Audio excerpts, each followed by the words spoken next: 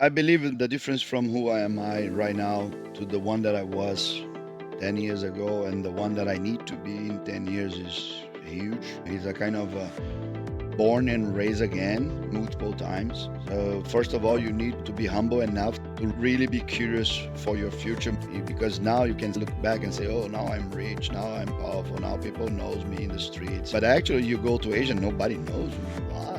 And there's where the growth is coming. And then you are a regular Western and your company is absolutely nothing there. Like to be more curious about the future than proud of the past is the big thing. The difference in between who am I right now is that you need to recognize that people to evolve, they will evolve by experience mistakes more than learning from the books or speeches.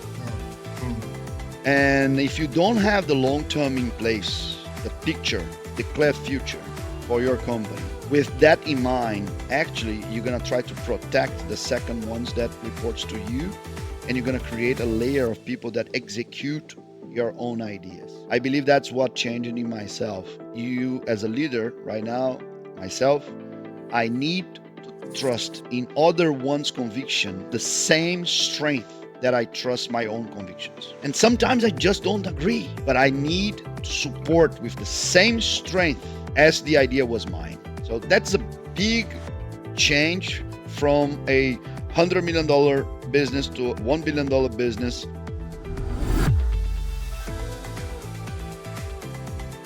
Hey everyone, and welcome to another episode of the CEO podcast. I'm your host Mario, together with my co-host and partner Robert Hargrove. We are from Masterful Coaching, where we talk with today's CEOs on what is happening in the world in 2025. Today's guest, Mr. Mariano Gomide-de Faria, founder and CEO of VTEX. Mariano, welcome to the show. Thank you so much for the invitation. It's a pleasure to be with you. Yes, no problem. Just for our listeners, I'll quickly introduce VTEX. You spent for the last 20 plus years building it. So VTEX is basically a e-commerce platform, but more focusing on enterprise and B2B clients. Did I sum that correctly? That's it. It's a 25 years old company originated by a Brazilian engineering and public company in New York Stock Exchange and now operating in 43 countries all over the world. And yes, we serve enterprise, B2B and B2C demands on digital commerce platform. Awesome. Love it. So let's get into the first questions we always ask. Introduce yourself. Tell us a little bit about growing up, especially growing up in Brazil, early influences, early education, and then how did VTEX come into existence? So I'm a mechanic engineer. I was with Geraldo, the other founder of VTEX, in the college, and we just wanted to be rich. So we were working for a bank, and we left the bank, and it was the boom of internet 2000, and we just want to create something that we can claim that would be ours, and we could control our future, and it was the best moment of our lives to get into risk. It was not a good idea. It was actually backwards. Of course, looking at the success we achieve, we can say, oh, amazing idea, but that is one in 100 times that would work. Brazil was not a land where investments could come, so we need to learn to operate this company, generating our own cash. So for 25 years, actually, we accumulate cash for 21 years. So we grew the company from zero to around $240 million with almost bootstrapped. So that brought us the level of efficiency and the level of operational capability that today it's envied by the market. So many other companies come out of Germany and US were fed with a lot of investments and they became more lazy or fat. And after the COVID and the acceleration of COVID and the post COVID and the financial crisis and the high interest rate, all this volatility that is happening in the world are giving VTEX the chance for us to do what we do the best, to thrive under very volatile period of time. At the end of the day, we were lucky to have the right team, the right mood, the right culture, And now we are arbitrating this culture in the world. Yep. I'd like to go back a step, and I'm interested in. I think you would call me a people watcher. I'm a connoisseur of talents, a connoisseur of people. So I'm curious, what kind of household did you grow up in? What is your story? I've had sometimes talking to CEOs that like something happened earlier in their life that resulted in them having a certain point of view about life. Or Yeah. what about you? I'm doing a lot of podcasts in the last 2 years, and that I can say that's the best question I ever had. You for thrive under a heavy volatile scenarios, you need to be somehow traumatized, right? You don't go over what you are into just by a regular life. And I believe to discover small or big or medium traumas of people allow you to just manage and to use that vulnerability in your favor. And if you teach emotional mastery for people that have been through tough times, actually is how you gonna find the energy to transform the world. So I use this question in 100% of the interviews that I do for 100% of the people that joins VTEX as a share your biggest trauma. That's tough, but actually that's how you can really know who is jumping the boat. Yeah, so myself, I lost my mom really early in my days, and it was for me a figure that was my mom was a divorce from my father, and she was a household kind of mom, but with two kids, without money. She needs to make the college and university at 45 years old and start funding the house by her own or reinvention. So a strong female figure reinventing herself and us looking for that period of reinvention, struggling a little bit. My friends were traveling, we couldn't. My friends were having vacations, we couldn't. That I believe was what I learned that say there is no results without grit, resilience, declaration.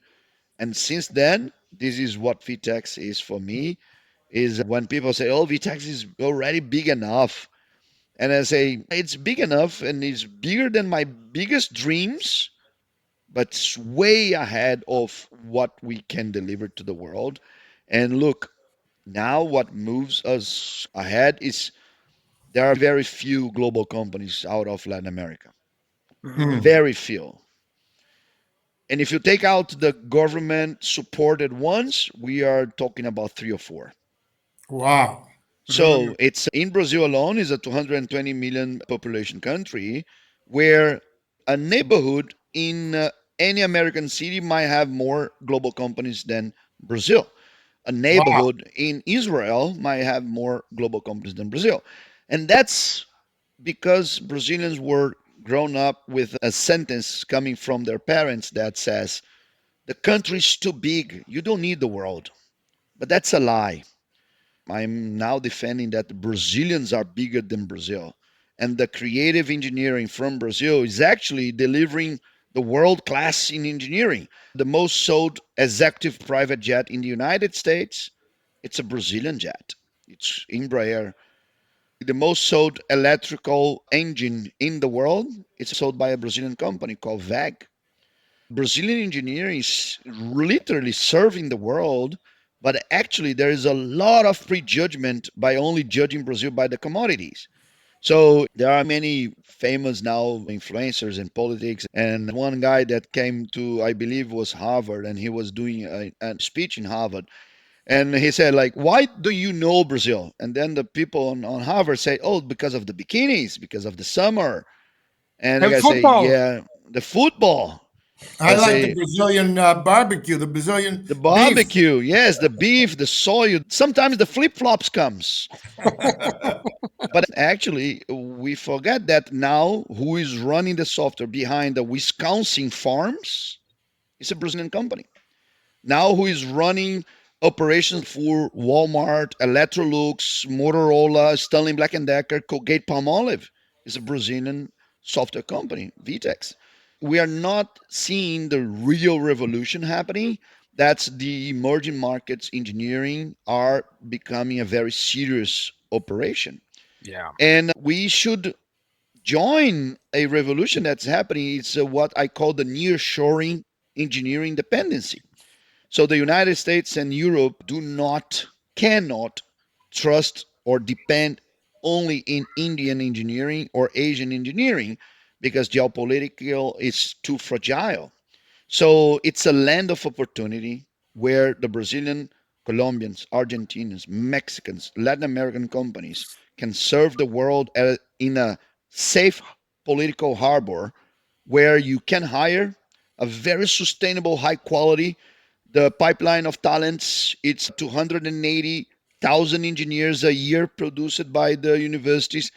All those countries you mentioned, The or Latin America, the major countries in Latin America produce engineering is Brazil, the first one, then Mexico, Argentina, and Colombia. Those are wow. the big ones. And actually, companies like Meta, Google, AWS, they are all hiring a lot in those regions. So it's interesting. It's a hidden revolution happening, but it is a big revolution. So Yeah. you're saying the world is still flat despite Donald Trump's tariffs? Yes. Like presidents comes and go, Yeah. arbitrage is the ultimate layer of creating value, right? Yes. You said earlier you went to engineering school. Why did you decide to start your own business versus work for a company? Yep. We were working for a bank and we were receiving an amazing salary for a 22 years old. Wow, I have the dream life. You Hmm. can go out, you can pay for any restaurant, you can travel around, you are fancy, and then you choose to not receive salary for 7 years by Wow. yeah.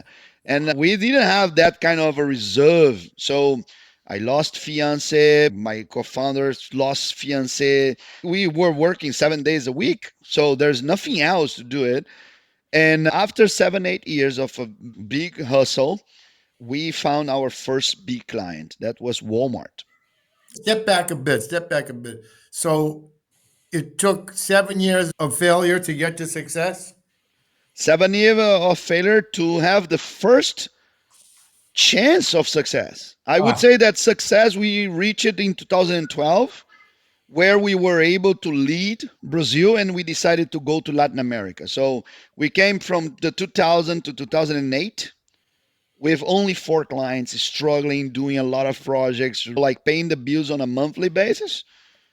And actually, in 2008, we got the Walmart contract. It was the emerging markets platform for Walmart. It was the biggest company on earth hiring, probably the smallest software company on wow. earth.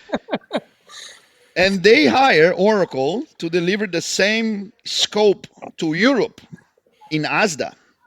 Can you step back for a moment and tell us the story of actually landing that contract? Did you walk into the Walmart office? Did they send you a letter? That must have been something after 7 years. And I need to thank the CEO of Walmart back there in Brazil because he took the chances. And I can quote him exactly what he said. He put us in the RFP just to be polite because Oh, he knew we would calibrate the scope. We were the only ones dealing with e-commerce in Brazil, and Brazil was the biggest emerging markets for Walmart back there. So it was the tip of the iceberg for their global expansion on e-commerce.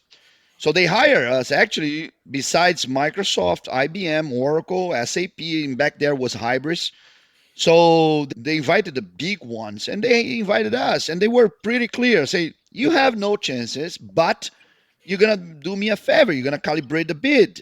And we asked them, "Oh, okay, but first, pay me money to do. Second, give us the chance to go for the technical diligence in equal conditions. So at least we will know what kind of product we do have." After 5 stages of the 6, we won 4 of them wow. technically. Scope, performance, we won. We lost dramatically on compliance. Like we didn't have any document for Walmart. Of course, we were out of at the end, we were out. But then we received a call from the CEO of Walmart and say, could you come to our office? And say, yes, of course. We already knew we were out. IBM was winning. And the guy came to me and said, look, Mariano, if I hire IBM it's gonna be three times the price. It's okay. I have a big pocket. The project will take twice time that was expected. That's okay. It's in my budget, but it's not going to deliver the outcome that I need. If I hire you, it's gonna be a nightmare from the day one. But after 1 year, if we have a chance to deploy, we're gonna be the best Walmart operation in the world, and I will go for that. So I'm gonna write to you right now a intention letter. With this intention letter, you go after 50 or 60 engineers, the best you can get in the country, and come back in 30 days time that the contract is yours. It was our ticket Oh to survive. wow.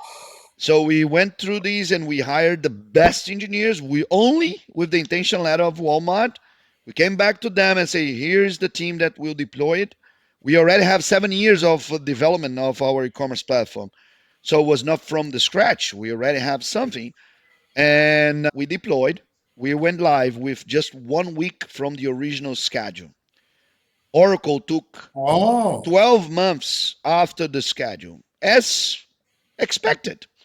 And that starts the history of VTEX as we are, because now the world was asking, who are those Brazilians delivering such quality, such precision, and such performance in e-commerce? And we came from 2009, we only have 4 clients. 2012, we had 232 clients. So a massive growth. 2012, I decided with the co-founder Geraldo to go abroad. Say, software company is the arbitrage of knowledge into process. If we don't go abroad and if we don't touch knowledge, we will not be a software company. So we went to Argentina, Chile, Peru, and Mexico. And then we conquered Latin America, coming from 232 companies to 1,600. wow. 2016, we decided to come to Europe and to go to the US. I moved myself to the UK. Another co-founder that we call co-founder companies that we bought and merged with us went to the US, and that started our global operation as it is right now. And moving forward 8 years, 9 years, now we are operating 43 countries. Gartner consider us as the only vendor 2 years in a row as a customer choice. So it's the only vendor with satisfaction, as you mentioned, 98% satisfaction, and the only vendor to be considered customer choice 2 years in a row in the world. So it's a pretty big thing, but we do have a mantra inside VTEX that is to create a legacy. You should be more curious about your future than proud of your past. Ah, that's beautiful. Yeah. Let me ask you another question before turning it back to Mario. For the benefit of people that may not know your company that well, what is the problem that you solve? What do you do and who do you do it for? Very basic. If you have an enterprise company, retail, brand manufacturer, distributor, and if you want to operate your sales, you need a digital commerce platform to operate your web store, your app, Okay. your punch out, your EDI, your channels of selling, like call center. Today, you do have options, old ones, companies in blue, SAP, Salesforce, and three or four more, but actually not built in a modern architecture. For example, it's already public. So Manchester City chose to replatform all the platforms of e-commerce with VTEX. OBE, that's the biggest DIY in Germany, choose to replatform from SAP to VTEX. In the United States, like Kirkland, it's a replatform with VTEX. So some retailers that wants to really push for success, what we call the bold CIOs and bold CEOs, are choosing new kind of platforms to deliver what they want. This is us. So we are competing against Shopify, Salesforce, SAP, Yeah. Adobe, and humbly we are thriving. One other thing, what is the journey from starting from scratch as an entrepreneur in a garage or your apartment to scaling up a big company and running a big company? That's a huge transformation. Could you talk a little about that? Yeah, our role changes over time, right? In the beginning, you are the developer, you are the finance, you're billing, you are selling, you're doing everything. And through time, we discovered that the market would not nurture the talents that we need. So the big secret on this journey, Rob, would be I can say that we have a program called DCS. It's an entrance level program where we keep the best of the best from the universities of engineering, mechanic, physics, like chemical. We bring them to a program where we train them 18 months before they go to the field. Wow. So we do not depend on talents that comes from the market. We build our own talents. That gives us a really strong culture that we can apply knowledge through every single individual that are in front of our clients. From solution engineering to solution architect to commerce engineering, all of them are highly skilled in delivering knowledge. So if you see someone with the pink kind of collar or badge, you're gonna say, oh, that one is a commerce expert. Like more than a software, we need to be an opinionated solution. Actually, the mistake that enterprises were doing is that they believe they could hire software and tell the software what to do. That's never ends well. That's a black hole of capex. You burn so much money to building your own stuffs, and at the end of 5 or 10 years, you end up struggling with the maintenance, and everybody's just transform themselves into conservative ones. Nothing can be done because nobody touches the code anymore. And that's kind of a repetitive error of any enterprise. Now I the enterprise guess it's a better idea to develop your own or buy from somebody. is to use and rent without putting capex and without believing that you are the smartest and you have the Okay. uniqueness. Yeah. Yeah. So trust the market to give you the outcomes that you need. So instead Sure. of having, we do have, for example, companies that used to have 2,000 developers and now they have 50. And now they are selling 3 times and with the fraction of the cost. So this is a world where it's the CIOs are more proud of testing than building is the world that we serve. But don't underestimate the ego of CIOs and CEOs in the world. Many of them still survive by having the silos of FTEs. FTEs informs power. That's an old legacy of org charts.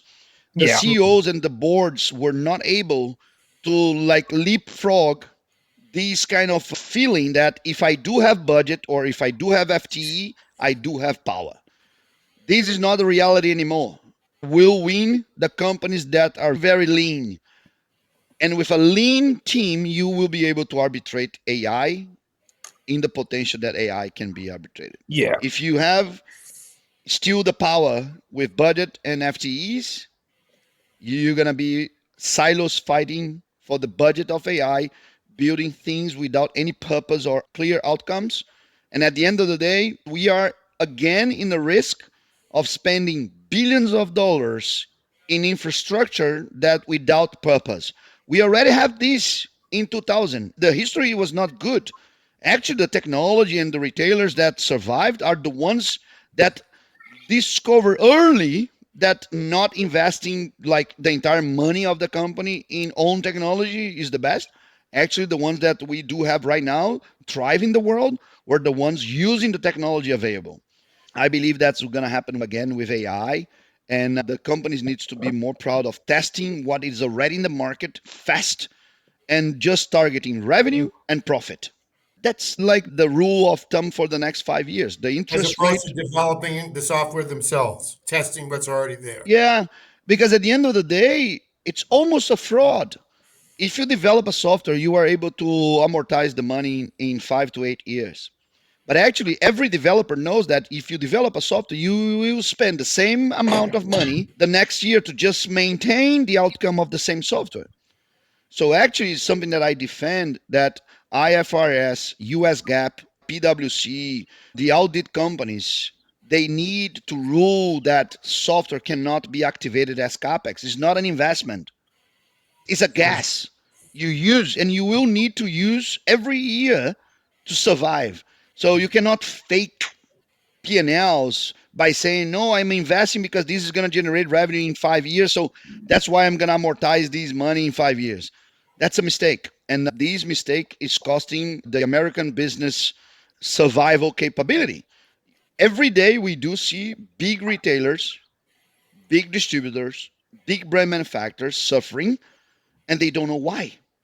It's because they are not doing their homework, cutting the flash, simplifying the architecture, and approaching the world with the solutions that already exist. So I believe we are near a transformational period where the architecture will be way simpler than it is today. For example, for you to run a retail, you need a front end, you need a transactional layer, you need an ERP, you need a DW to consolidate data, you need a AI model to consolidate the data that you consolidate in the DW, and then you need a CRM to analyze the data that you consolidate. And then you end up with 30 vendors that cost you 5, 7, 8% of your revenue. It's just not enough margins. And the American retailers, brand manufacturers, and distributors are not fighting just American retailers, brand manufacturers, and distributors. They are fighting Chinese distributors, Chinese manufacturers, Chinese retailers that are operating under a completely new perspective of efficiency. If the American retailers, brand manufacturers do not reinvent themselves, there is no chance to compete. And there is no Trump or tariffs or macro that will protect. It's just a basic arbitrage of labor, engineering, and mindset. Mario, thank you. Very interesting. What was that Yeah. phrase you used one more time?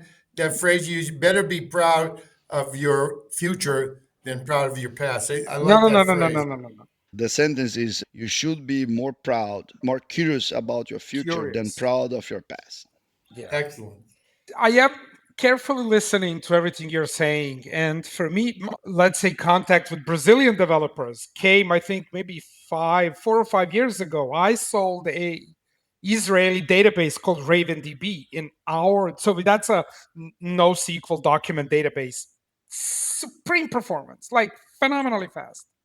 And our largest customer base were companies in Brazil that did development for the rest of the world. So I would say this Brazil is just emerging in tech. That's just phenomenal. So that was my first kind of close encounter with Brazilian tech. My question goes a little bit, it does touch your origin story, right? So now when you look at your journey, and this is 25 years of, I would say, pure struggle. And as you said, trauma. So, what advice would you give to other CEOs in emerging markets? So, people who don't have credibility of, hey, my company is in Germany, or hey, I'm from UK, or I am from United States. So they don't have the luxury of, hey, I was born in the right country. So, what advice would you give to these CEOs from emerging markets? How could they reframe their origin as an advantage rather than hindrance? I believe we are in a peak of volatility. We're joining multiple storms together. So there is a political storm. The political storm trigger a credibility storm. There are also wars in the world that don't exist before. So it's a combination of factors that actually will stay with us for 5, 10 years. It's not going away. So if I'm able to, my main advice for any CEO in the world is don't believe this is temporary. Don't flirt with the idea of a 4.3% 10 years treasure yield as a absurd. That might be considered a very low interest rate if you just exploit 100 years or 80 years or 70 years of history. So some of the CEOs that I'm meeting, They said, no, the interest rate will come down because inflation is under control. And I say, look, don't plan to that. If that goes in that direction, that's amazing.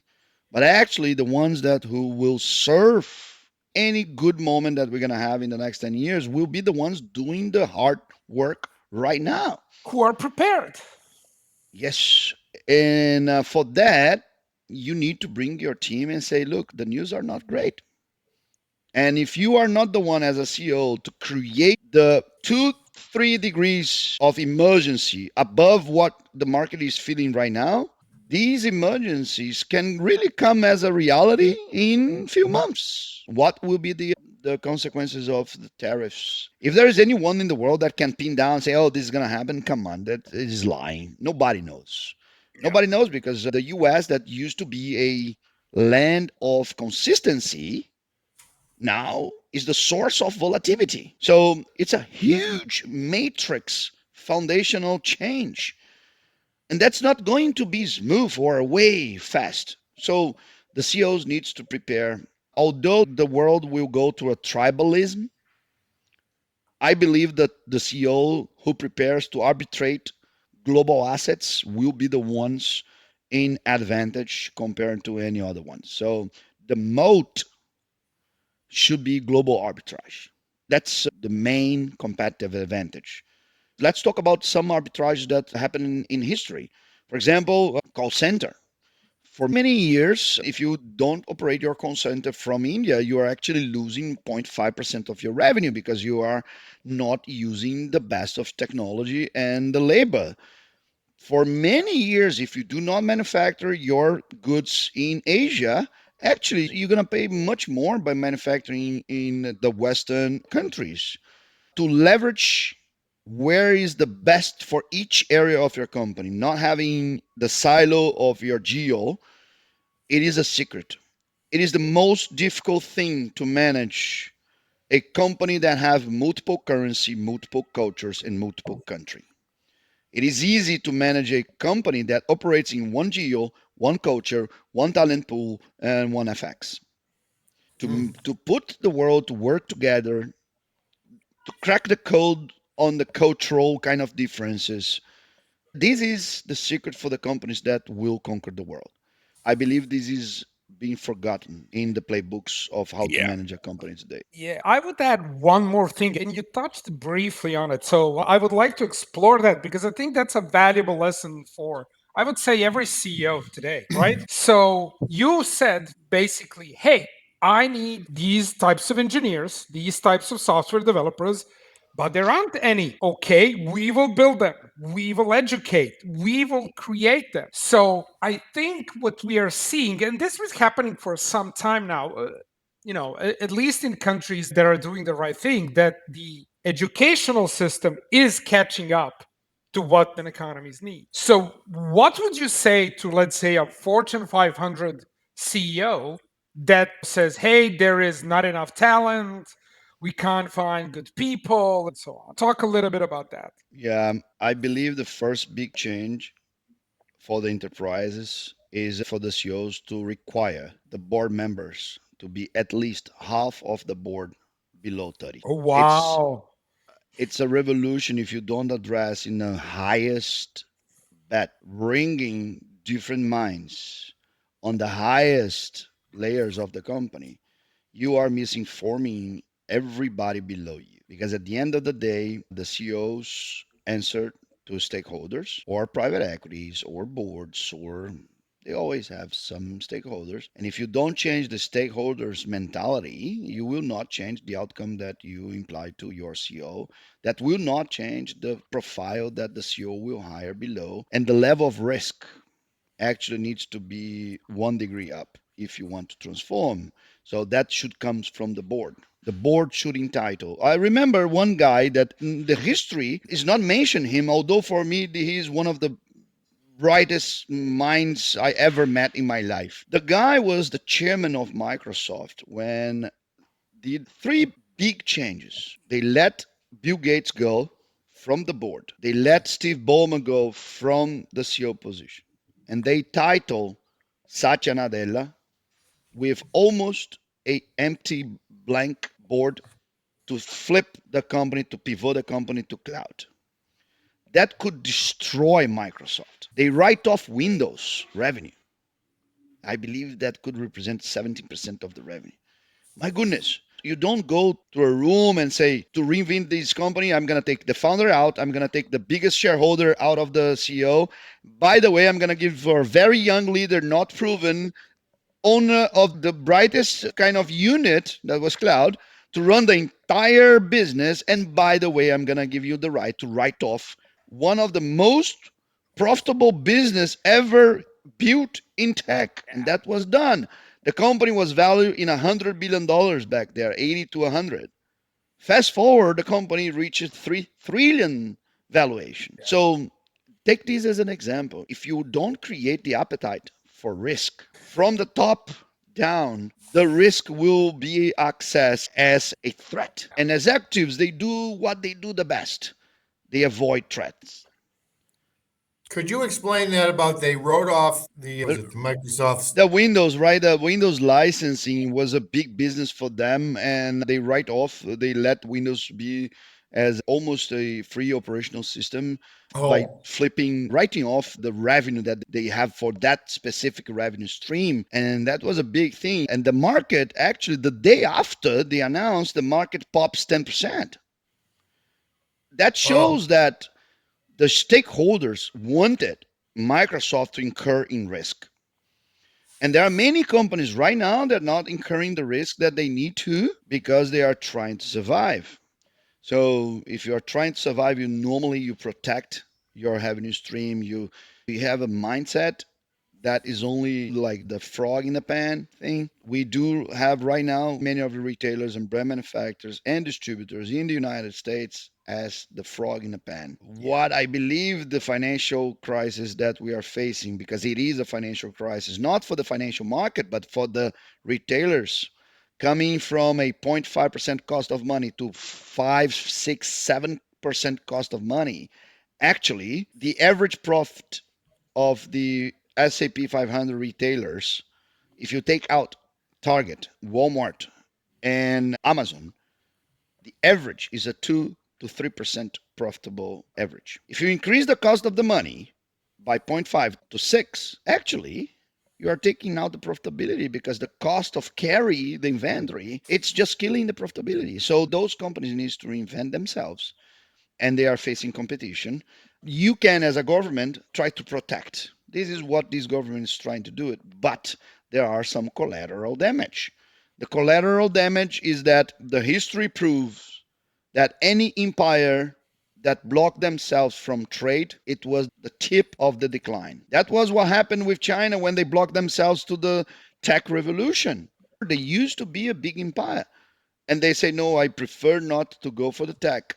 What happened? The US took the chances and go for tech and conquering the world for the last 56, 70 years. Now we are seeing the opposite. We are seeing the US blocking themselves from what's happening in the world just for uh, a short-term goals. all brilliant. But how would you compare yourself as someone who is the CEO, who is a founder, who then becomes the CEO of a huge company? What's the difference between someone like you and the CEO of the average Fortune 500 company?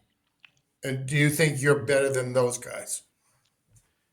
I believe the difference from who I am I right now to the one that I was 10 years ago and the one that I need to be in 10 years is huge. He's a kind of a born and raised again multiple times. So, first of all, No. you need to be humble enough to really be curious for your future more than because now you can say, look back and say, oh, now I'm rich, now I'm powerful, now people knows me in the streets. But actually, you go to Asia, nobody knows who you are.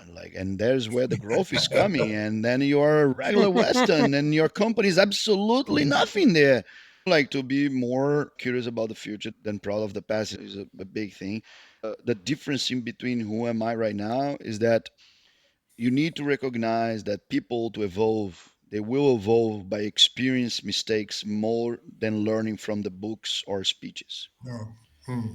And if you don't have the long term in place, the picture, the clear future for your company, with that in mind, actually, you're going to try to protect the second ones that reports to you and you're going to create a layer of people that execute your own ideas. I believe that's what changed in myself. You, as a leader, right now, myself, I need to trust in other one's conviction the same strength that I trust my own convictions. And sometimes I just don't agree, but I need to support with the same strength as the idea was mine. So that's a big change from a $100 million business to a $1 billion business.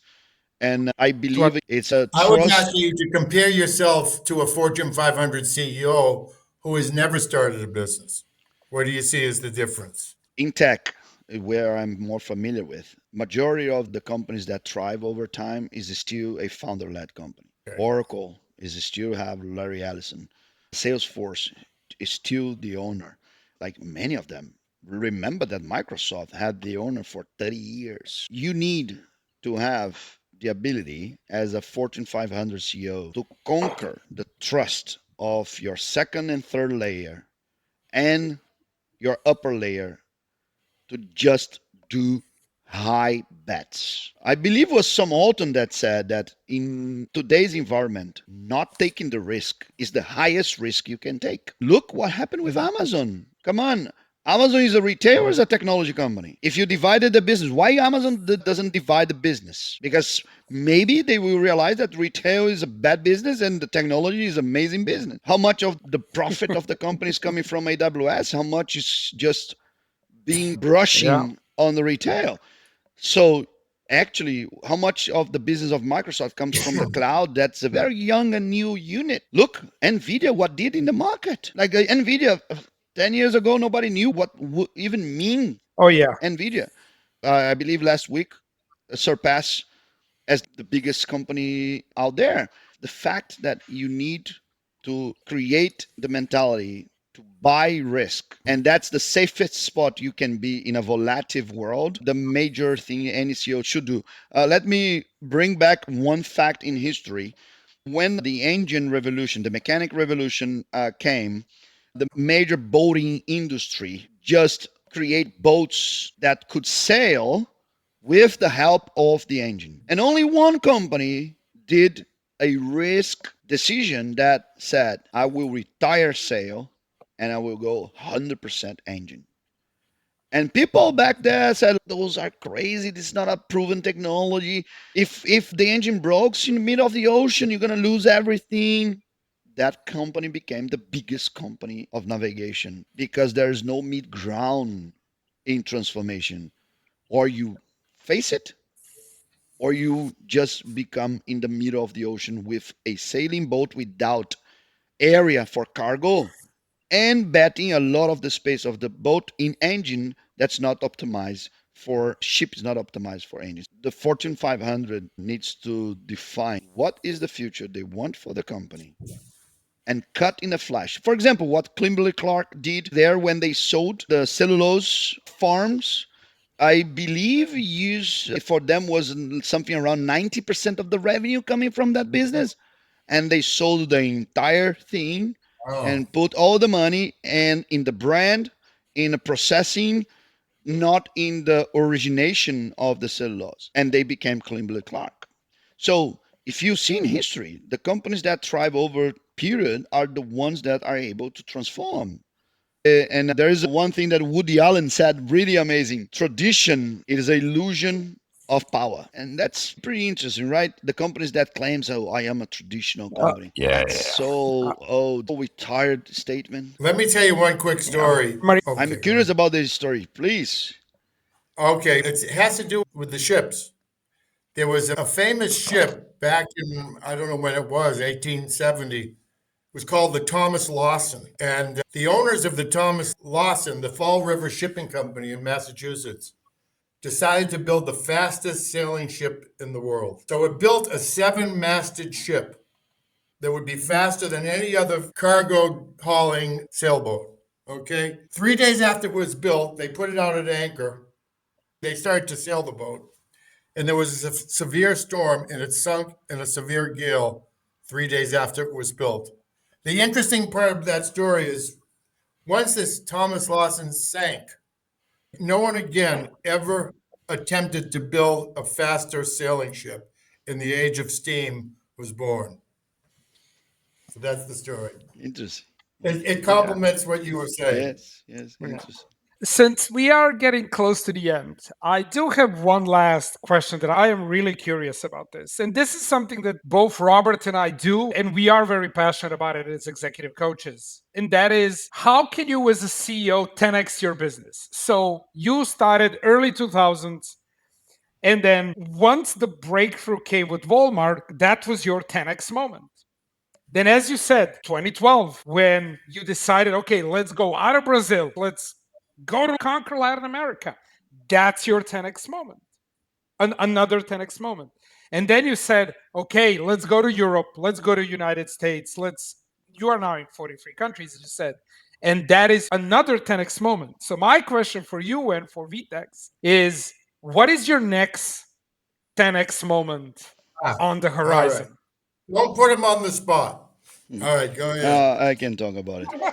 The secret of having a 10x moment is the focus you put in the next 8 years for absorbing the 10x moment. Now, the world is giving us a chance. From the nine competitors that I do have in the chart, four or five of them are for sale because they didn't figure out how to pass through the financial crisis, down rounds, and everything. So we are lucky. We are again in the right spot with the right product, with the right team. And now we're going to face something that is unprecedented. A Brazilian tech company to challenge the biggest Germans and American tech companies in the world. These require 120% focus for the next 8 years. We just don't need to Yeah. invent anything. It's just put the heads down, put, or we call the company as a sailing boat. A sailing boat where by everybody knows what is happening. This is how we are trimming the sails. Is it just to absorb the opportunity that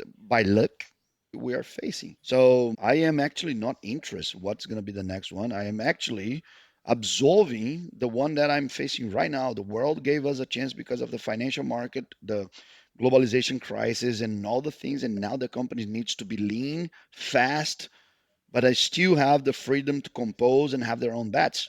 There's only one product in the market that can serve that demands. You do have Shopify that say out of the box go fast. You do have Salesforce, SAP that say customization, commerce tools customization. But there's only one offer that say I can and I need to go fast in 30 countries, but my biggest country I will need to compose, but I need to have the same solution. And this is us. So actually, I don't have any idea. What I do have is the focus on the next 8 years that just to absorb what is in front of us. And yes, these 10x moments, they are not planned. They just happened. So in 5 years, 10 years, it will happen something again that will give us again the opportunity. If I still in the company that I intend to be, I need to have the courage to put the company at risk again to absorb the new waves and do it again and again. So I already decided with my wife not to give the money to my kids. So now I'm not playing with my family's business, my family's money. Is more I say how much I'm gonna donate, and like you just feel more freedom if you are really playing with the donation money, not your family legacy. Then you become more aggressive. You can have bigger bets. So this is So the sales of your company now is, and 10 times that would be what? it. Today is gonna be 2.5 billion, 10 Okay. times. Yeah. Oh, beautiful. So, Mariano, thank you so much for joining us here on the CEO podcast. I mean, phenomenal insights. Your journey is just, I would say, incredible. And one of the things that really stuck with me is that there is no great success without great trauma and great adversity. So, we do wish you best of luck in the upcoming years. And thank you for joining us here on the CEO podcast. Thank you so much. It was wonderful. Really deep questions. And anytime in New York, let me know. Come to VTEX office, come for a coffee. I can promise you a very good coffee from Brazil.